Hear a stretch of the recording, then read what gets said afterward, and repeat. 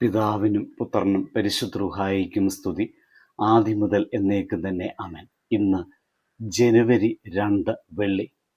2 ശമൂവേൽ 5-ാം അധ്യായം 10-ാമത്തെ വാക്യം. സൈന്യങ്ങളുടെ ദൈവമായ യഹോവ തന്നോടുകൂടെ ഉണ്ടായിരുന്നതുകൊണ്ട് ദാവീദ് മേൽക്കുമേൽ പ്രബലനായി തീർന്നു. ഒരു പുതിയ പ്രഭാതത്തിൽ ദൈവസന്നിധിയിൽ ആയിരിക്കുമ്പോൾ നമ്മുടെ ജീവിതയാത്രയെ വിലയിരുത്തുവാൻ ഈ വാക്യം നമ്മെ ആഹ്വാനം ചെയ്യുന്നു. ബൈബിൾ പറയുന്ന ദാവീദിന്റെ വളർച്ച ഒരു അപ്രതീക്ഷിത വിജയകഥയല്ല, ദൈവ സാന്നിധ്യത്തിന്റെ ഉറച്ച സാക്ഷ്യമാണ്. ദാവീദിന്റെ ജീവിതം പഠിപ്പിക്കുന്നത് ദൈവം കൂടെയുണ്ടെങ്കിൽ മുന്നേറ്റം യാഥാർത്ഥ്യമാകും എന്നതാണ്. ദാവീദ് വളർന്നു എന്നത് വെറും സ്ഥാന മാറ്റമല്ല, അവൻ രാജാവായി എന്നത് മാത്രമല്ല പ്രധാനം, ദൈവം അവനോടുകൂടെ ഉണ്ടായിരുന്നു എന്നതാണ് ആ വളർച്ചയുടെ രഹസ്യം. ദൈവം കൂടെയുണ്ടെങ്കിൽ വളർച്ചയുണ്ടാകും. പക്ഷേ വളർച്ച എന്നത് അഹങ്കാരമല്ല, ഉത്തരവാദിത്വമാണ് എന്ന് ദാവീദിന്റെ ജീവിതം സാക്ഷീകരിക്കുന്നു. ദാവീദ് ചെറുപ്പത്തിൽ ആടുകളെ മേയ്ക്കുന്നവനായിരുന്നു. പിന്നീട് ഗോലിയാത്തിനെ നേരിട്ടു. അവസാനം സിംഹാസനത്തിലേക്ക് ഉയർന്നു. എല്ലാ ഘട്ടങ്ങളിലും ഒരു സത്യമാണ് നിലനിന്നത്, യഹോവ അവനോട് കൂടെ ഉണ്ടായിരുന്നു.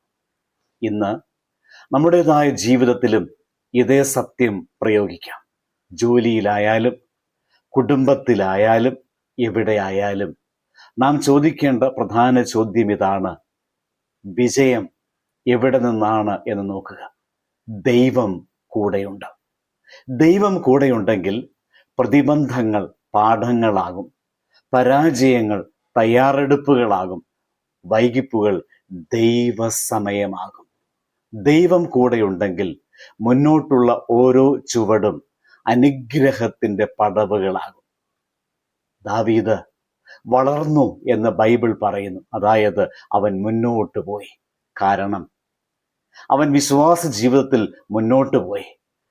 ദൈവത്തോടുകൂടെ നടക്കുന്നവർ നിശ്ചലരാകില്ല എന്ന ബോധ്യം ഇവിടെ നമുക്ക് ഉണ്ടാക്കുകയാണ്.